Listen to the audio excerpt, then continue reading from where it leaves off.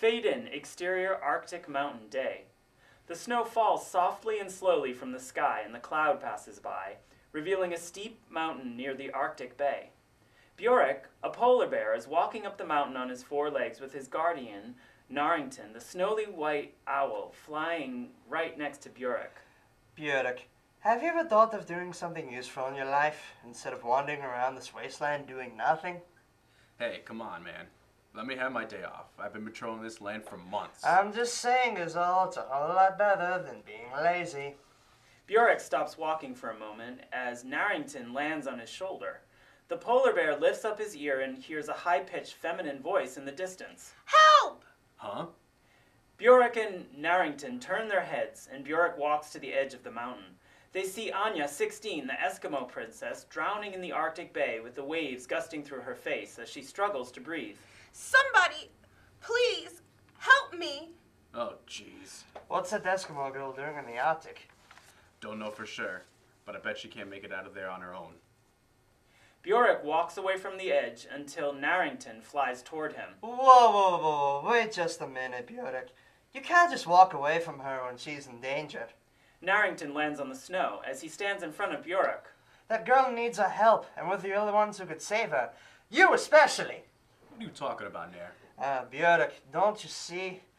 This could be a chance to claim your place in the animal kingdom, like how your father did, and his father before him, and his father before him, and his father before him, and his Get father to the before point, Narrington. You're starting to bore me. What I mean is, you have to accept your responsibility of your role, no matter what the situation would be. Okay, then. Bjork jumps from the edge with Narrington flying off his shoulder and slides down the mountain towards the shore while he follows Narrington. He runs toward the bay and swims toward Anya with his 4 feet moving back and forth. Anya gasps in horror. Oh no, not now. Now calm down. It's okay. You're all right. Anya screams loudly and swims away from Bjork with her arms moving back and forth until Bjork grabs her arm with his paw. Hey, take it easy. You're gonna be all right. Anya swipes her arm away from him and pushes the water with her hands as she turns her head around and closes her eyes. Get away, get away, get away, get away. Whoa. Just a minute. I'm not gonna eat you. Anya hits Bjork on his head with her oar repeatedly until he quickly grabs the oar with his paw. Okay, please, calm down. Take it easy. Don't eat me, please. I don't taste good. He means no harm, child. Also, he doesn't like to eat humans, just so you know. Relax. I'm not going to eat you. I'm gonna get you out of here. How? Just climb on my back, and you'll be fine. Are you sure about this? Just get on. Anya climbs on Bjork's back, and Bjork swims directly back to the shore, with Narrington flying with them. By the way, I don't think we've been introduced yet. The name's Bjork, and that owl who's flying with me is Narrington, my guardian. Greetings. What's yours? I'm Anya, the princess of my village. A princess? Mm-hmm. You're the princess? That's right. Bjork walks out of the water as Anya jumps off his back. Bjork shakes his body to get the water off of him, and Anya shields her face from the water with her hands. Narrington lands on Bjork's shoulder. Then what the heck are you doing out here? Well, I just came out here to explore this land, but as usual, I was supposed to be back at the village by sunset, and now I don't even know where I am anymore. Plus, I am the last of the chiefs and... Whoa, wait a minute. You're the last of the Eskimo chiefs? Well, that's not good. I gotta get you out of here and take you home. Here, climb on my back.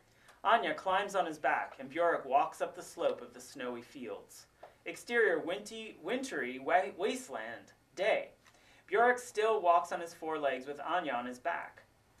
Narrington flies along with them. And you shouldn't be out here anyways. Well, why is that? Because first of all, if you die out here, then the entire village will have no other chief and will therefore have no order. And when there is no order, then it'll eventually fall into chaos. And I mean serious chaos. Second, there is another carnivorous animal out there who is absolutely nothing like me. In fact, you might even say he's the polar opposite of me. Good one. I know, right? Anyways, he's like the kind of predator who slaughters every animal in sight and will stop at nothing until every last human and animal who lives in this Arctic is dead. Wow. Sounds to me that he's not a very nice animal at all.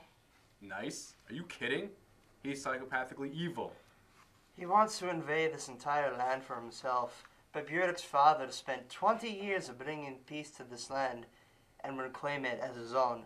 So he killed both Bjork's father and mother for it when he was just a cub. Oh my god, all by himself? That, and with his whole pack. Which is why, as the guardian of this land, I have to get you out of here before he comes. But who is he? What is he? Bjork stops walking and hears a disturbing howling noise in the distance. He turns his head and gasps. That's who. Wintook, the large white wolf, is standing on the mountain. Wintook pounces his way down the hilltops that are on the left and right side of him. That's him, all right. That corrupted scavenger. Anya, get behind me. I'll handle this. Anya climbs off his back and stands behind Bjork. Narrington lands on his shoulder again. Wintook lands on the snow, approaching to Bjork out of the shadows with a sinister grin and a deep chuckle with his mouth closed.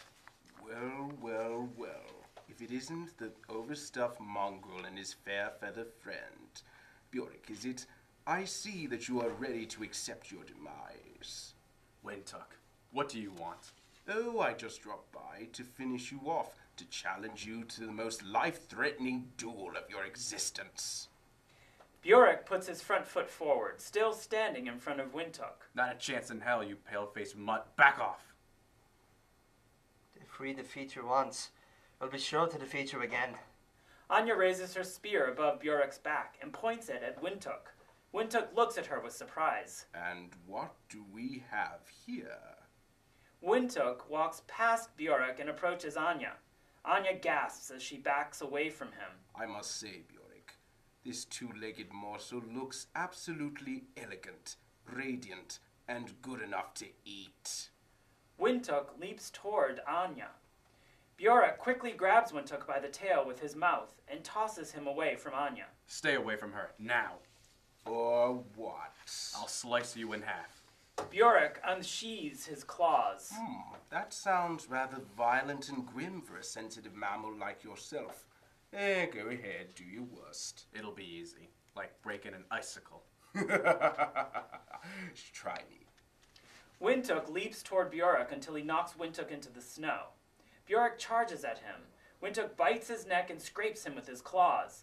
Bjork and Wintook stand on their two legs, biting and scraping each other until Wintook jumps on Bjork's chest, still biting on his neck and scratching his arms.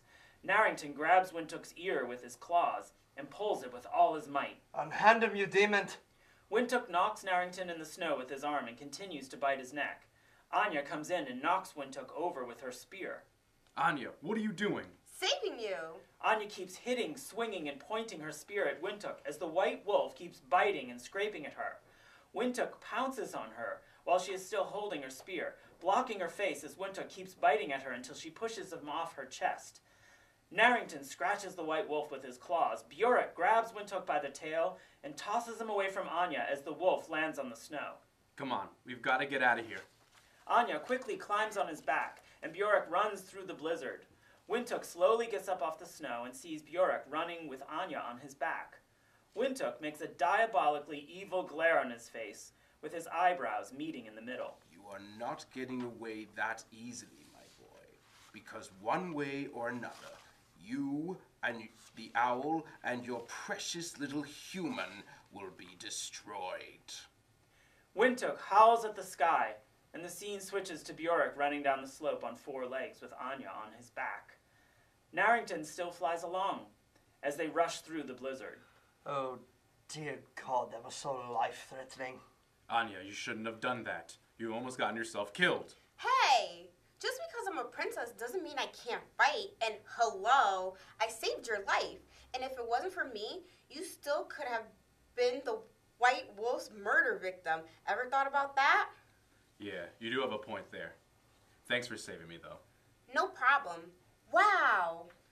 The blizzard stops and clears away as Bjork walks up to the high point of the slope and sees the northern lights moving in the sky with its bright, vibrant, beautiful colors. It's so amazing. Extraordinary. Yeah, it is. And I think this would be the way to get you home. Well, what are we waiting for? Let's go. Bjork jumps off the top of the slope and runs through the Arctic, with Narrington flying ahead of them, following the northern lights. I'm so glad we don't have to worry about... Bjork stops and sees Windhoek on top of a steep hill on his right. Narrington lands on his back. Windhoek? I thought I told you to back off and leave us alone. Windhoek laughs maniacally and sinisterly as a pack of 1,000 wolves appear up the hill where he is, joining him. Okay, now I really need to get home. Yeah, no kidding. Bjork runs to the other side of the Arctic. Windhoek and his pack charges at Bjork as the polar bear runs and slides down the hill. Some polar opposites they turn out to be. Anya is still riding on his back and looks behind her. You know, it's not every day that you see a fleet of 1,000 wolves trying to kill us. Believe me, Princess, they don't always do this for food. In fact, they keep doing this as a sport. Bjork runs straight into the gorge. Interior gorge day. The wolves run closer and closer to Bjork. One of the wolves on his left jumps at Anya, and she knocks it over with her spear. Another one tries to get her off his back by biting her shoe. Anya kicks the wolf off her shoe. Windhoek pounces her off Bjork's back as Bjork slides down the hill. Bjork! Anya! We finish this now. Windhoek unsheathes his claws and raises his paw in the air. Bjork rushes up the hill and approaches the pack. Hey, Windhoek! Bjork swipes the white wolf away from her and gives Anya a lift on his back. Bjork slides down the hill with Narrington flying next to him. Oh, thank God you're okay. Are they still gaining on us? Anya looks behind her and sees the whole pack charging at them. Do I even have to answer? Well, at least it can't get any worse. Bjork stops sliding and hears a big booming noise in the distance and turns his head, seeing a giant avalanche heading down the mountain toward them. You just had to be predictable, don't you? Yeah, I hate being right all the time. Bjork runs away from the avalanche as the wolves still chase them. The avalanche moves behind the wolves as the pack runs faster and faster. Bjork then sees a glacier-filled cave in the distance and runs toward it. Through there. Why? I've got an idea. Windhoek and his pack follow Bjork into the cave as they run past the avalanche. Interior glacier cave day. Bjork keeps running toward the frozen river and slides into the wall. The cave begins to shake as the wolf pack rushes into the cave. Oh dear. All right, we've got to get out of here. Bjork rushes out of the frozen river and rushes straight toward the exit. The icicles and glaciers fall off the ceiling and crush all the other wolves one by one. Bjork runs side to side to avoid getting crushed. We're not gonna make it. Windhoek still chases Bjork. You will be mine, princess. Windhoek pounces toward Anya in slow motion until Bjork turns his body around and punches the white wolf in the stomach, which pushes him back into the falling glaciers. Exterior mountain cliff day. Bjork quickly runs out of the cave with the glaciers falling behind him, and the white owl rides on his back. Hold on. Bjork jumps off the cliff and dives into the Arctic Bay. Bjork grabs onto a blue whale's back as it swims up to the surface. The whale rises out of the water, flying in the air until it comes down, floating on the water. Bjork, Narrington, and Anya are sitting on the whale's back and see the entire view of the Arctic. Wow.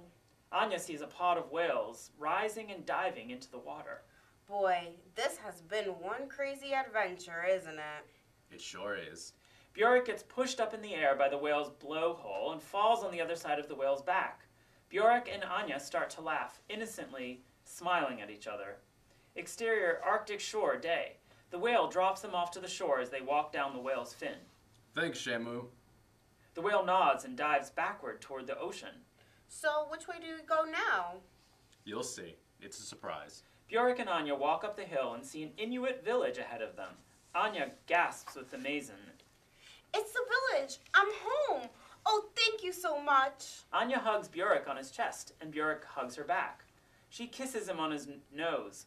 Bjork begins to blush, smiling with his cheeks turning red. Well, it's nothing really, but you're welcome. Well, see you out there, Bjork. See you out there, Anya. Farewell, Your Highness. Bjork walks away with Narrington and Anya rushing into the village. The villagers start to rejoice her arrival. Bjork walks up the slope with Narrington flying at the same pace as Bjork. Well done, my boy. I'm as every bit as proud as your father would be. I guess I am meant for this role after all. Now, let's get you some fish and find you a mate. You've earned it. Bjork and Narrington run straight toward the shore with the sun setting in the distance. Fade out.